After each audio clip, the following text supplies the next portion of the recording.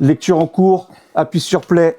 Aujourd'hui, on part à la rencontre d'un acteur majeur de la scène rouennaise, Secteur Naloun. Merci d'avoir accepté l'invitation, déjà. Un gros big up à toi. Okay. Et on va parler un petit peu de son parcours, qui il est, comment il a fait pour en être là aujourd'hui dans le domaine musical et les projets qui vont venir. Donc, pour ceux qui ne te connaissent pas encore, est-ce que tu peux nous dire qui est Secteur Naloun dans quelques mots? Hola tout le monde. Moi, c'est Secteur Naloun, artiste-interprète, on va dire, qui est basé sur Rouen. Voilà. Ça fait longtemps que je suis dans le game. Et voilà, quoi. Ok. Est-ce que tu peux nous dire pourquoi, justement, tu as choisi ce nom de scène, en fait, Secteur Naloun? Ça vient d'où exactement? Secteur Naloun, en gros, bon, j'ai eu d'autres blazes avant ça.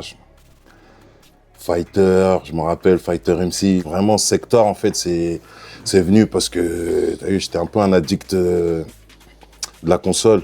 D'accord. Donc, comment dire, j'étais fort avec un personnage du jeu de Mortal Kombat qui s'appelait Sector, justement. Okay. Et voilà, je mettais des pilules à mes gars avec, et après, c'est resté Sector. Après, j'ai rajouté Naloun parce que ça, c'est dû à mes origines, en vrai. D'accord. Voilà, Naloun, parce que moi, je viens de la Guinée-Bissau et mon village, c'est Pelundo, tu vois, et c'est pour ça. D'accord. C'est pour ça que...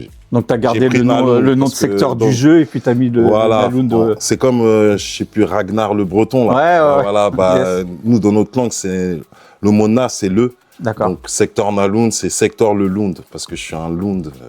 Voilà, qui vient de Pelundo, une ville de Guinée-Bissau. Bien vu. Ça fait du bien, des fois, de savoir. On se donne des blazes, mais des fois, on ne sait pas comment ça, où est-ce qu'on l'a choisi. Au moins, là, on a l'explication, quoi. C'est ça. Et si tu devais, par exemple, en 3 mots, nous décrire vite fait ton univers musical, ça serait quoi, à peu près?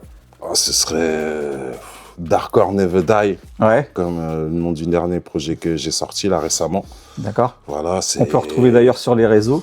Voilà, un peu partout, partout. Voilà. Ça définit un peu mon style. C'est du darkcore, c'est un mélange d'ego trip, de rap conscient quand même. Toujours de la conscience et avec une voix rocailleuse que tu peux reconnaître parmi...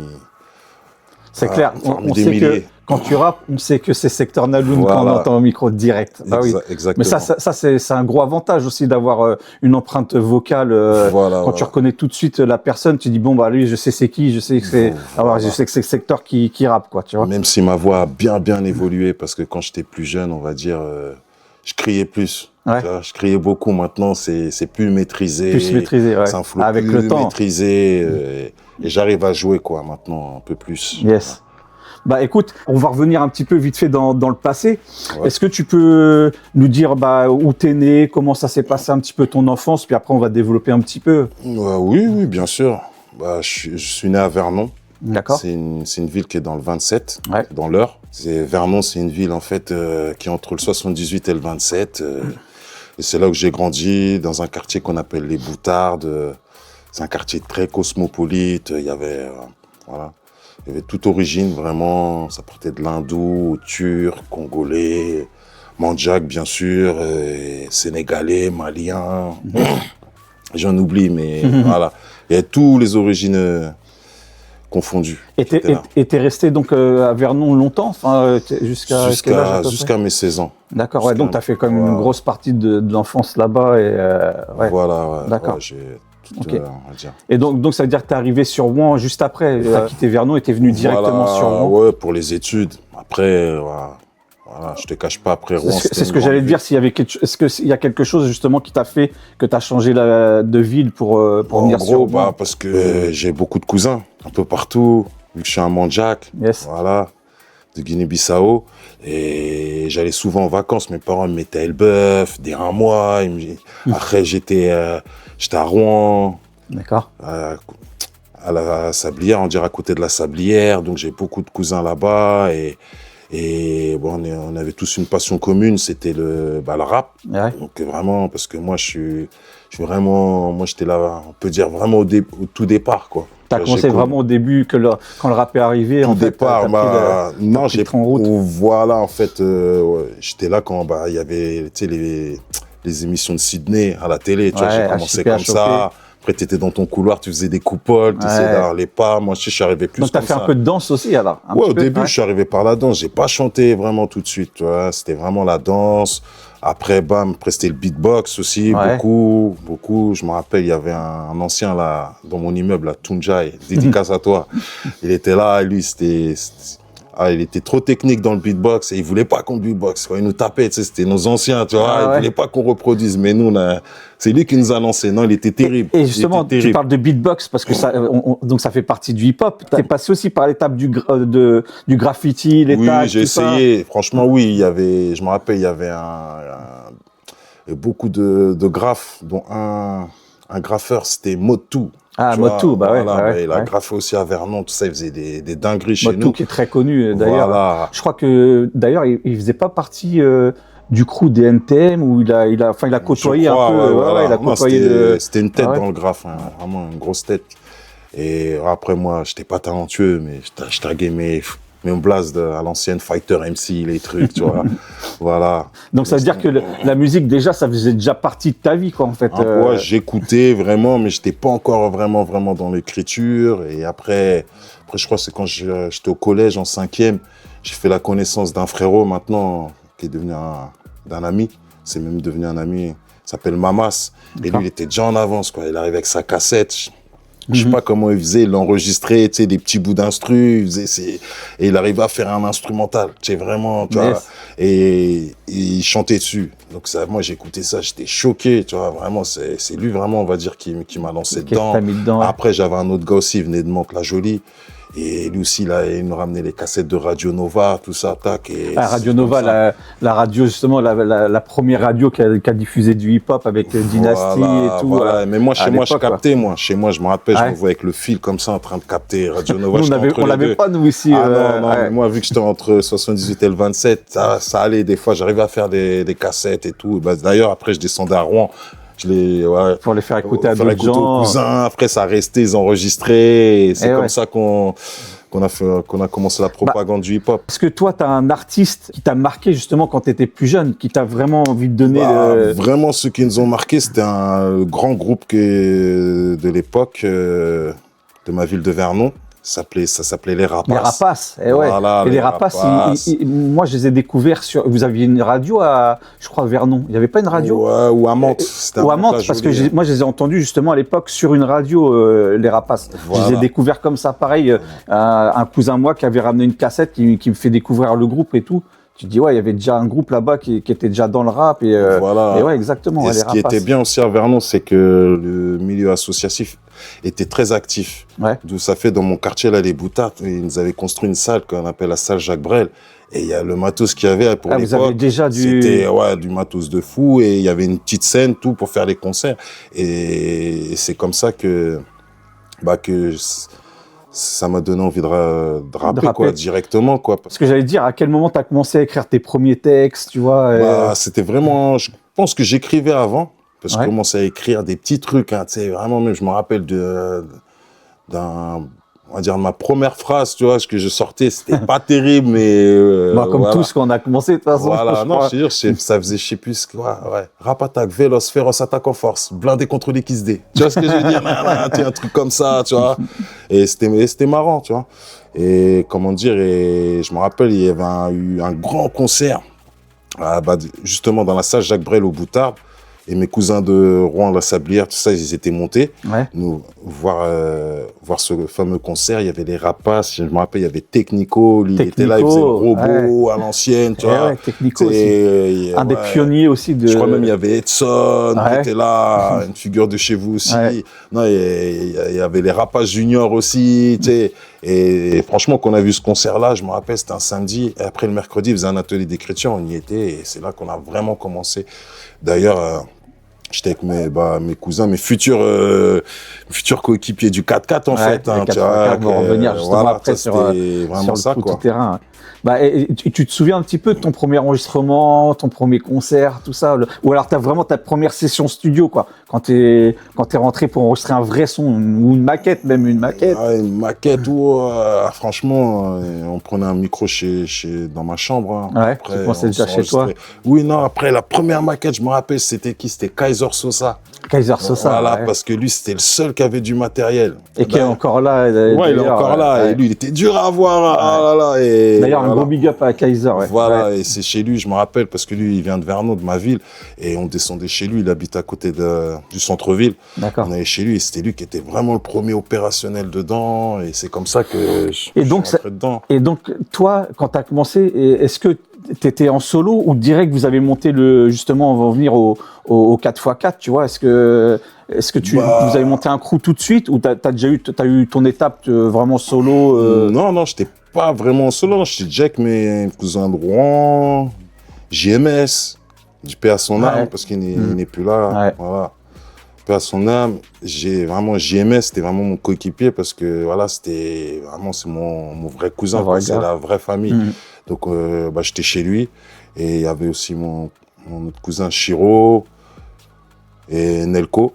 Aussi, ouais. Voilà, donc c'est comme ça qu'à peu près qu'est né le collectif Pas tout de suite. Moi, au début, on s'appelait Abstraction Lyrics. D'accord. Après, moi, j'ai commencé mes études à Rouen, donc on s'appelait Abstraction Lyrics. Et on commençait à faire nos armes sur Rouen. Il y avait des concerts, je me rappelle, il y avait Débarquement Jeune, il y avait plein de trucs. Avec Stéphane Metterfi qui gérait les concerts, qui faisait venir aussi des groupes, même à l'époque de Paris. Je crois le premier concert, ils avaient fait venir MC Solar. Je crois il y avait des gens du Secteur A aussi. Il devait y avoir Passy ou. Voilà. Et après, je me rappelle, après on faisait nos armes. Et après, un jour, on est allé à la radio. RC2 d'ailleurs, qui était à Canteleu. À Canteleu, ouais, c'est ça. Mais c'était dans les années où, je me rappelle plus, mais ça date de fou. Et on était parti faire une émission là-bas, et c'est là que j'ai commencé à rencontrer Eladj avec qui Eladj et le beatmaker avec qui je bosse encore au jour d'aujourd'hui, c'est Gifro qui est DJ One. Ouais. C'est là on s'était rencontrés là-bas, si je ne m'abuse. Et on s'était rencontrés là-bas et moi j'étais déjà choqué parce qu'il lui faisait déjà des prods et tout quoi. Ouais, c'était une denrée rare là. T'aurais pu tuer pour une prod ce jour-là. Maintenant là c'est devenu comme le fast-food, mais avant c'était pas comme ça. Non, avant c'était du bric-à-brac quoi. Fallait monter, pour faire ta prod. Déjà il y avait pas beaucoup de logiciels. Et c'est vrai, et comme tu disais tout à l'heure, des fois on la faisait même en direct sur une cassette, on prenait un bout d'un morceau qu'on remettait sur un autre et tout. Voilà, c'était les techniques. C'était vraiment Aujourd'hui, tu as des machines, de toute façon, tu as des trucs qui te font même des musiques tout seul. Avec l'IA, c'est devenu la folie même. Tu as appris quoi sur la musique, le travail en équipe, tout ça en fait, ça t'a donné quelle valeur? Au début, nous, c'était la passion, vraiment, on était là. Tu vois, tous les samedis, généralement, vu que moi, j'étais souvent à Vernon aussi, parce qu'il fallait bien que je rentre chez mes parents, le week-end, tout ça. Après, j'allais beaucoup à Châtelet, Gare du Nord, j'étais un peu plus dans ce délire-là. Mes gars étaient plus en mode Paname, et c'est là qu'on découvrait l'hip-hop. Des fois, t'arrivais, je me rappelle, je sais plus si c'était Urban Music, mais... Oui, il y avait Urban Music. Ouais, c'était là-dedans, et des fois, t'arrivais, voilà, ça a kické, ça se trouve, c'était des gars, tu sais, qu'ils ont fait un cratère après dans l'hip-hop, tu vois ce que je veux dire, mais... Donc t'allais quand même sur Paname déjà pour prendre les vinyles, avoir les instrus, les cassettes, face B direct. Voilà, même je me rappelle, des fois on allait où, je crois c'était à Clignancourt. Ouais. Je sais plus, il y avait un magasin et tout, et il y avait un gars qui venait avec ses mixtapes pour les vendre, tout, il venait avec une mallette et tout, c'était Cut Killer, il venait pour ses Cut Killer. Il y avait Ticaret aussi, le magasin Ticaret. Tu vois, le gars, il venait te livrer, il t'ouvrait la valise, tout, tu sais, c'était de l'or. Oui, c'était de l'or à l'époque, comme tu dis, exactement. Après, c'est comme ça que je suis rentré dedans, vraiment dans l'hip-hop, mais avant, on s'appelait Abstraction Lyrique, donc on a fait beaucoup de concerts, des concours. Je me rappelle, on a fait un concours à la Fnac. Voilà. D'accord. Donc, ton premier projet, toi, de ton collectif, ou que tu as même sorti personnellement, si je dis pas de bêtises, c'était la mixtape Haute Tension Électrochoc, c'est ça? C'est bien ça. Et tu peux dire justement un petit peu comment il est né ce projet, même si tu te rappelles un peu des gens qu'il y a dedans. J'avoue, après ça date, mais comment il est né, c'est que on avait la dalle, on était passionnés. Hein. Ouais. T'es grave passionné, il fallait sortir des projets, quoi. Enfin, c'était le premier. Donc moi, après, je commençais à dépasser le cadre du simple artiste. Tu as pris une casquette plus de producteur après. Producteur, et donc ouais, je me suis battu pour sortir ma mixtape. Et ce que j'aimais bien, moi, je voulais rassembler la ville, tu vois, vraiment, Rouen et ses alentours, son agglomération. Donc il y avait des groupes d'un peu partout, dont toi, Yes. KCM, vous étiez arrivés, il y en avait d'autres, hein, je me rappelle plus, hein, franchement. Et si je m'abuse, votre première apparition, c'était sur la Stance Mixtape, je crois, c'est ça? C'est ça. Ouais. Ouais, première fois qu'on avait posé vraiment. DJ Stan qui avait Studio fait Artec là, des villes. Ouais, c'est ça. Voilà, big up. Esprit Malin aussi. Esprit Malin qui était là. Ouais, Didi qui était là. Ouais. Qui a fait du X et. Il a fait du X et Junior. Et Junior, Ouais. préco. Et donc, sur la mixtape, je crois, si je dis pas de bêtises, la HTE, il y avait un pote à moi, justement, il y avait DX, je crois, qui avait posé dessus aussi. Il y avait du monde, comme tu dis, de Rouen. Vous aviez réuni vraiment beaucoup de monde. Et je crois même que, si je dis pas de bêtises, c'est après la Stan, c'est la deuxième mixtape qui a réuni autant de monde sur un projet, en vérité. C'était vraiment un projet qui était basé plus régional. Régional, ouais, c'est ça. Parce qu'il y avait des gens même de Vernon, je crois même du Havre, je sais pas, je crois qu'il y avait nécessité de danse, déjà d'époque, ouais. L'ancienne. Et donc, quelques années plus tard, tu sors, je dis pas de bêtises, en 2006, Darkcore. Après, j'ai ressorti d'autres mixtapes. D'autres mixtapes avant, il y a eu avant Darkcore. Oui, j'ai sorti Affaire à suivre. Ouais. Affaire à suivre, ça, j'avais fait ça avec en collaboration avec un groupe d'amis à moi de Vernon. D'accord. D'ailleurs. Et même de Paris. Ça s'appelait Era au Staff, c'est des gars un peu. Ah oui, Era au Staff, c'est du sérieux, tu vois, ça fait penser un peu comme La Rumeur, plus en mode. Il y avait de l'écriture, africaine, tu vois. Yes. Voilà, et beaucoup d'écriture, et on a fait une mixtape comme ça en collaboration. Il y avait une phase c'était nous, une phase c'était eux, quoi. D'accord. Et après, il y a eu des collaborations, bien sûr, dans les deux phases. Et après, derrière, il y a eu Lacrymogène Gaz que j'avais fait. Ah là, c'est ça, Lacrymogène Gaz, exact. Que j'avais fait avec les frérots de Source Sûre, Fessal, Kawel, Game. D'ailleurs, un gros big up aussi à eux, parce que de Source Sûre, ils ont fait beaucoup pour notre région. Leur premier album, leur album d'ailleurs qu'ils ont sorti, qui était très très très lourd, avec déjà des feats qu'ils avaient à l'époque, Laura Luciano dedans, Costello et tout. Ils ont fait mal. Hein. Il y avait l'époque, comme tu dis, il y avait l'époque de Source Sûre aussi. Battle Mode, les Serpents. C'est ça aussi qui nous a donné. Et qui a ouvert les portes. Rouen, je trouve qu'on se portait bien à cette époque, quoi. Vraiment, parce que même les gars de Paris venaient aussi ici, parce que tu prends Nid de Serpent, il y a eu des collabs à l'époque avec Diabuse, ils ont eu des grosses collaborations aussi, en fait, en termes de feat. C'est ça. Souvent les voir. Mais d'ailleurs, je sais pas si tu te souviens, on a fait un morceau ensemble.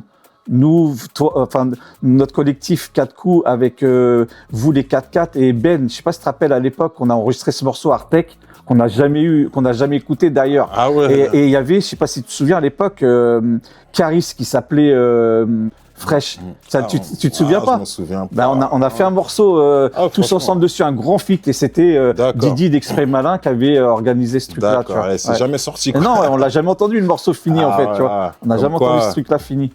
Bon, donc quelques années après, comme je disais, tu sors les Darkcore. Ouais. Il y a 3 volets, c'est ça, de Darkcore? Il y a même 2, 3, non? Après, non, ça n'a pas fait ça. Après, il y a eu Lacrymogène Gaz. Après, comment tu dis? Après, on a eu notre album, l'album du 4-4RM, de mon groupe, 4-4RM. Parce que, voilà, j'ai sorti des mixtapes, tout ça, mais j'avais mon groupe, c'est 4-4 roues motrices, qui faisait partie du collectif Crew Tout Terrain. Moi, je viens de la pochette, moi. Voilà, notre collectif s'appelait le Crew Tout Terrain. Il y avait les passagers, il y avait plein de... il y avait les petits, ils étaient là, les dents longues. Et C'est vrai qu'il y avait beaucoup de monde qui a gravi autour de vous, quoi, en fait. Après, on avait aussi nos anciens, dont Monsieur Toutacte J. C'est un ancien à nous qui travaillait à Sablière, au centre social de la Sablière. Et lui, il était dans la musique, le rap, mais pas comme nous. Lui, il pensait déjà à structure. Il nous disait, ouais, faut créer une asso. Il avait raison. Faut demander des subventions, des trucs, tac, tac. Et après, en vrai de vrai, au bout d'un moment, on a créé notre association 4-4. Après, on a fait nos démarches comme on a pu. On a trouvé nos moyens. Vous avez sorti votre projet. Voilà, on a sorti notre premier album, 4-4 RM. Après, il y a aussi Street Bolide en 2009 qui est sorti. Oui, mais en fait, non, il y a eu 4-4 RM. Après, je me rappelle. Après, il y a eu des projets entre deux. Ouais, je sais qu'il y a eu d'autres projets. Des projets entre deux. Avant tout ça, il y a eu 4-4 RM, donc c'était collectif. Et après, c'est là que j'ai commencé à vouloir m'émanciper un peu, à faire des projets solo, plus développer mon univers. Donc, j'ai fait la Colette Altepe. Je me rappelle, c'était en association avec SH et il y avait aussi le frérot Kiev. On a fait on avait fait encore une mixtape. Et après, là, j'ai enchaîné avec le premier Darkcore 1. Et là, j'ai commencé un truc plus péchu, plus dans mon univers. Dans ton univers à toi, Et Darkcore. Et t'as eu 3 volets, c'est ça, de Darkcore? Il y en a eu 3 qui sont sortis. Voilà, il y a eu 3 volets. Et entre ces volets-là, il y a eu... en fait, j'ai fait Darkcore 1, Darkcore 2. Et après, j'ai enchaîné avec un projet qui s'appelait Socat. Et c'est là que, justement, on va en parler. Voilà. Et c'est, comme tu disais, Socat, c'est un projet qui a cartonné sur la région. Ça a été un gros carton. En tout cas, chez nous, à la Sablière, tout ça, c'est notre classique. Tu vois. Et comme on en avait déjà parlé, c'est là aussi où on a découvert Doku. Doku, KSR, Escroc, Fafi. Mais ce projet-là, Socat, oui, c'est un projet, il a cartonné, il a cartonné un petit peu partout, quoi. Tu vois, les gens, ils connaissent. Les gens de notre génération, si tu leur parles du projet, ils savent, quoi. C'était un projet qui a bien marché. En plus, je me rappelle que j'ai sorti le projet après, c'était les vacances. Je suis parti 2 semaines à Vernon, rentré chez les parents, tranquille. Et je reviens, tout le monde me cherchait et tout. La cassette, Socat, ça avait... Franchement, ça avait fait son effet. Et voilà, c'est là que Doku, il avait fait un morceau, Je téléporte Marrage, qui a fait un cratère dans la ville. Et j'ai beaucoup de gens dans la France. D'ailleurs, en venant justement à Doku, aujourd'hui, tu le suis toujours ou vous êtes...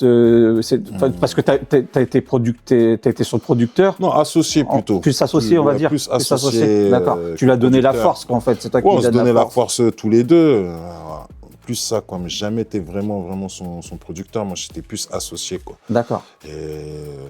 Non, après, oui, toujours. Mais aujourd'hui, on peut dire que tu as une casquette de producteur. Tu as quand même donné de la... J'avais une casquette de producteur. Maintenant, je préfère dire que je suis associé. Ouais, voilà. D'accord. Même, on peut parler de Limchou, Crimson, Matari. C'est toujours, ça bouge pas. C'est toujours l'équipe. Mais maintenant, je suis plus associé que producteur. D'accord. Voilà. Mais tu as quand même donné de la grosse force aussi à ces gens-là. Ouais, j'ai donné mon temps, on va dire. J'ai donné mon temps, mais parce que pour moi, c'est des artistes très talentueux et qui méritaient.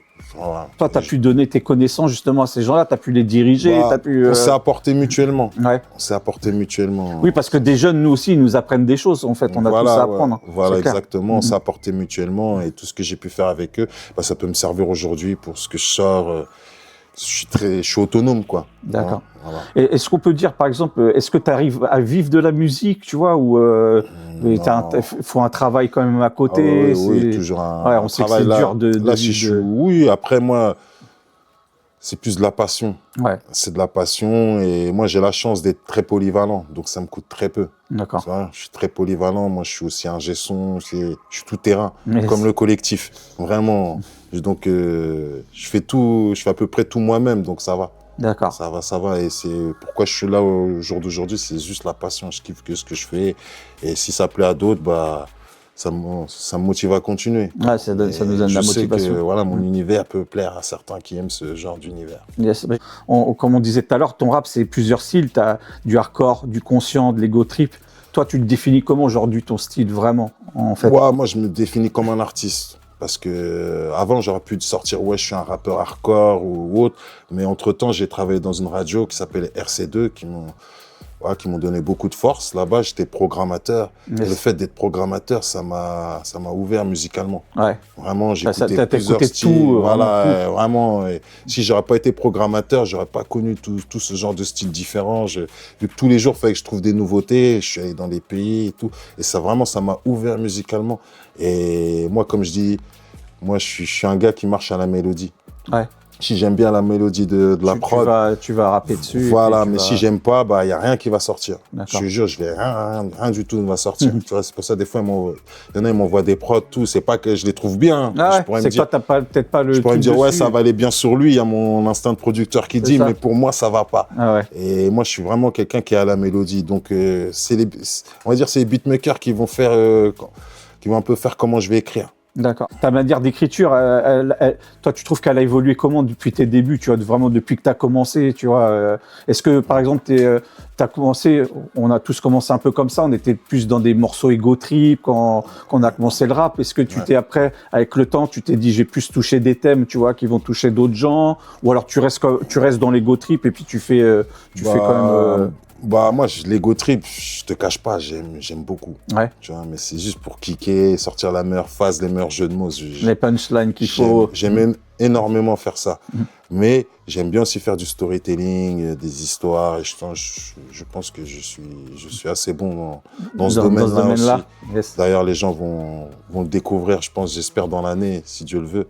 Tu peux nous dire un petit peu là, actuellement, où est-ce que tu en es on a vu là sur les réseaux, pour ceux qui te suivent, que tu as sorti quand même pas mal de titres là dernièrement. Exactement. Même des clips aussi. Ouais, il y a eu des petits visuels. Des visuels, voilà.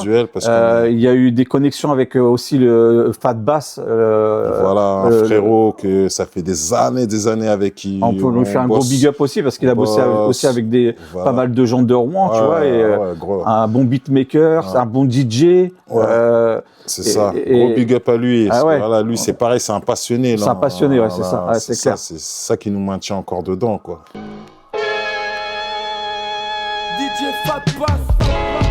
Fais gaffe quand y a un concert dans Tcheka. C'est Belzébuth qui joue de la guitare. C'est toujours les mêmes sur le tourniquet. L'État nous partout, ils ont tout niqué. Tu veux rouler en cap, t'es dans les choses macabres. Ça sent la raquerie, tu veux sortir le sabre. Et donc oui, donc on disait, là t'as sorti dernièrement, enfin j'ai pas compté, mais il y a eu des morceaux où tu les as lâchés. 4-5 singles, on va dire, avant de sortir mon projet officiellement. Je crois qu'il est sorti le 5 mars. Après, on va dire c'est une mixtape. Fat Bass, Détente, Craven, tous ces morceaux-là. Voilà, en fait, ce projet-là, je l'ai fait en exclusivité avec les beatmakers Gifro et Fat Bass. D'accord. J'ai fait la moitié Fat Bass, moitié Gifro. Ok. Parce que voilà, je sais, Gifro, il ramène un peu le grimé, là, le style grimé, un peu le hip-hop de maintenant. Ouais. En tout cas, aux États-Unis, qui marche, comment il s'appelle déjà, West Side Gun, je sais pas si tu connais. Non, moi la rap carry, je suis à la ramasse. West Side Gun, Griselda, voilà, ça c'est des gars, c'est un autre style. Tu vois, la prod, tu vois, c'est juste, il n'y a pas beaucoup de batterie, t'écoutes plus le sample, c'est plus la part, et moi je kiffe, tu vois, c'est un renouveau un peu. Et lui, Fat Bass, il est un peu dans ça. Le son Fat Bass que j'ai sorti en clip, c'est un peu dans ce délire-là. Dans ce délire-là, d'accord. Voilà, et après, il y a Gifro, lui, c'est vraiment le hip-hop, voilà, que j'ai toujours aimé, hein. Tu vois, que même par exemple, voilà, quand des fois, il m'envoie des prods, même si c'était pas. Si ça aurait été un quinri qui aurait posé dessus, j'aurais kiffé, je pense. C'est vraiment lui. Après, c'est l'esprit primo, un peu plus à l'ancienne, old school. Mais voilà, il me surprend tous les jours. Rien que là, tout à l'heure, il m'a envoyé une prod. Franchement, il m'a surpris. C'est un bon beatmaker. J'avais déjà quatre mesures dans ma tête. Hein, yes. Et voilà, et j'aime bien avoir ce côté-là parce que ça me rappelle mes débuts, tout ça. Et voilà, pour moi, c'est le vrai rap. Voilà, ça c'est du vrai rap français. En parlant de rap français, tu le vois comment, toi, l'évolution du rap en indépendant en France ? Moi je trouve que c'est mieux qu'avant. C'est mieux ?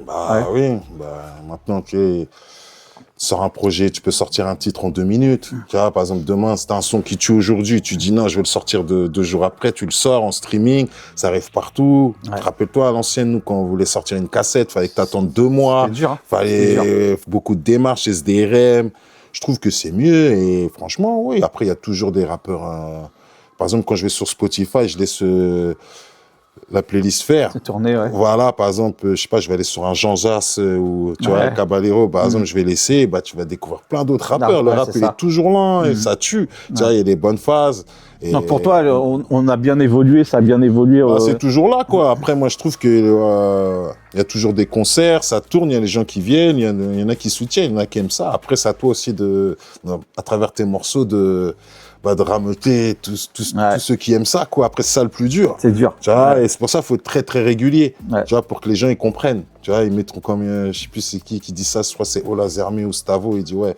Et, tu sais, ils vont comprendre, tu vois. Voilà. Est-ce que tu peux nous dire un peu, par exemple, tes objectifs, là, justement, pour les prochaines années, par rapport à tes projets à toi? Les objectifs, c'est que la famille Crew Tout Terrain, quoique maintenant on s'appelle Charlie Double Tango, tu vois, un peu le diminutif, on parle comme les policiers. Voilà, mais ça reste C2T, mais maintenant c'est plus Charlie Double Tango, c'est Crimson qui a trouvé le nom. Voilà, nouveau surnom, donc c'est, moi c'est que Charlie Double Tango ça marche, que ce soit pour Doku. Ouais.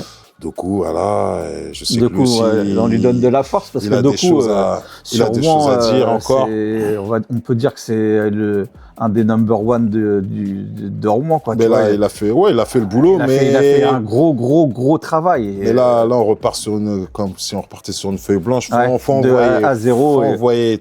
Des fois, c'est pas plus mal. On oublie le passé. Maintenant, là, le plus important, c'est le présent et le futur. Yes. Et pareil pour Crimson, je sais que il y a des trucs qui se préparent pour être aussi réguliers cette année et les autres. Limchou aussi.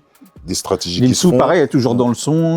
Toujours. Il n'y a pas longtemps, on était encore en studio. D'accord. Maintenant, là, voilà, par exemple, là, c'est la période Ramadan, donc tu sais, c'est un peu calme. Yes. Mais, là, c'est bientôt la fin. Après, on va reprendre des hostilités.